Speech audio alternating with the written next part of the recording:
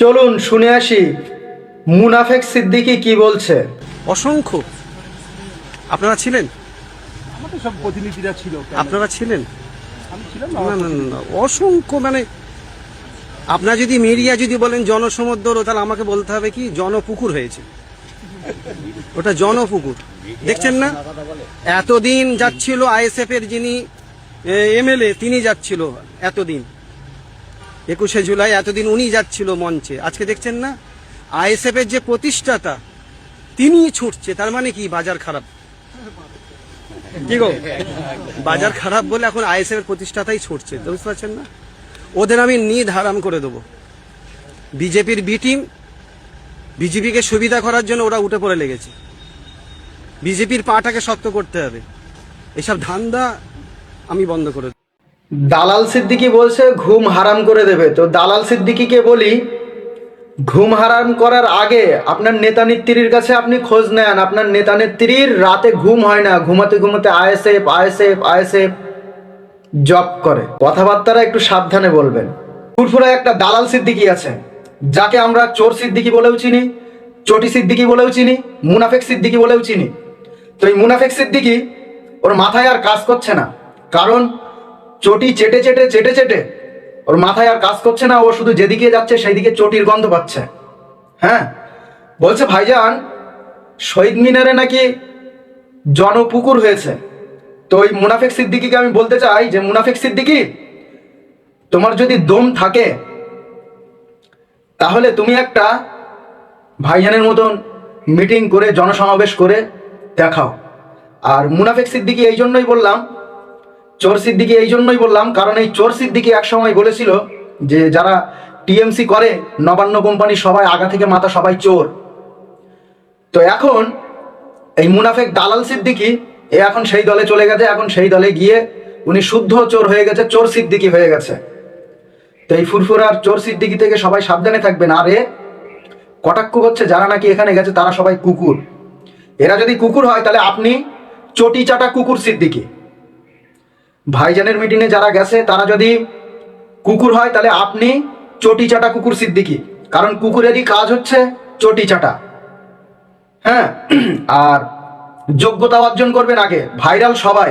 হ্যাঁ, ওই সিদ্দিক পাগল আমাদের পাড়ার আছে, সিদ্দিক পাগল, সিদ্দিক পাগলও কিন্তু ভাইরাল, আর শাহরুখ খানও ভাইরাল। তো সিদ্দিক পাগলের ভিতরে আর শাহরুখ খানের ভিতরে অনেক তফাৎ। রানু মণ্ডল আছে না, ভাইরাল রানু মণ্ডল। তো রানু মণ্ডলও ভাইরাল, কিন্তু তাকে লোক 5 পয়সাও দাম দেয় না। 5 পয়সা তো অনেক দূরের কথা, দামই দেয় না তাকে।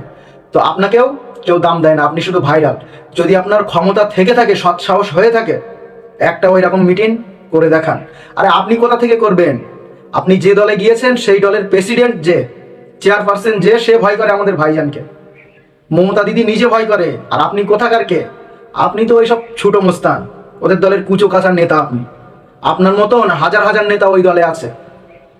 আপনার নিজের দলের ভিতরেই দেখেন না, আপনি পর্যবেক্ষণ করে দেখেন, আপনাকে কেউ সাপোর্ট করে না আপনার দলের ভিতরে। আর এই দালাল সিদ্দিকী বলছে যে আইএসএফ নাকি বিজেপির বি টিম।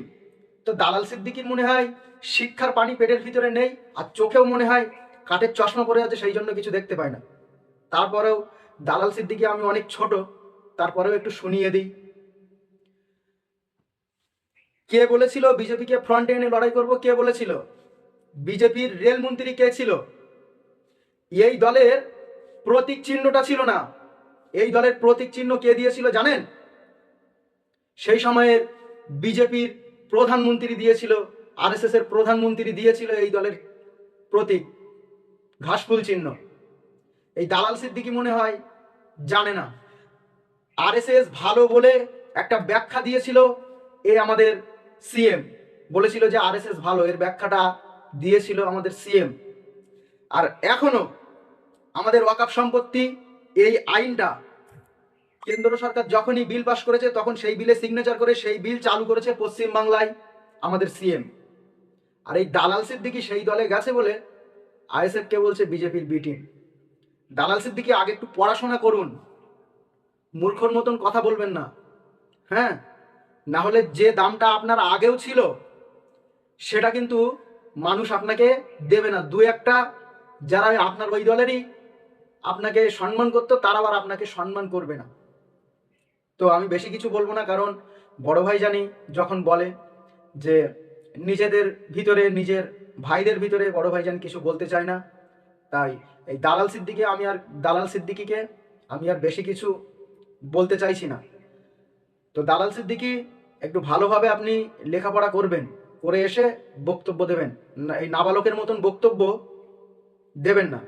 মানুষ কিন্তু আপনাকে নিয়ে হাসছে, আপনাকে নিয়ে ট্রোল করছে, ফেসবুকে আপনি ঢুকতে পারবেন না।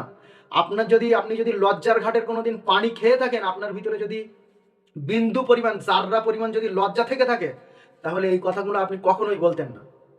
ধন্যবাদ।